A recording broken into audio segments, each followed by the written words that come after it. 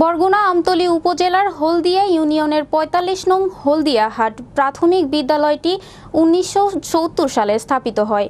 ওই বিদ্যালয়ে ২৫১ জন ছাত্রছাত্রী ৮ জন শিক্ষক রয়েছেন। প্রতিষ্ঠানের স্বার্থে স্কুল বাউন্ডারির কাজ করতে গিয়ে স্কুলের জায়গার ২টি গাছ কাটা পড়ে।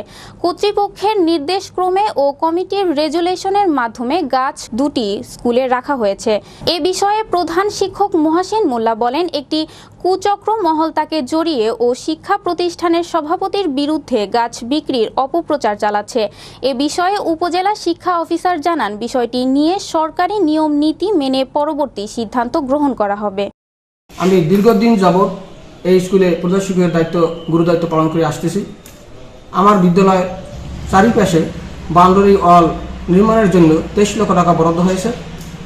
আমার নামে যে অপপ্রচার আসছে বিভিন্ন মহল থেকে, আসলে আমি এই গাছ বিক্রি করিনি এবং আমার সভাপতি বিক্রি করে নাই।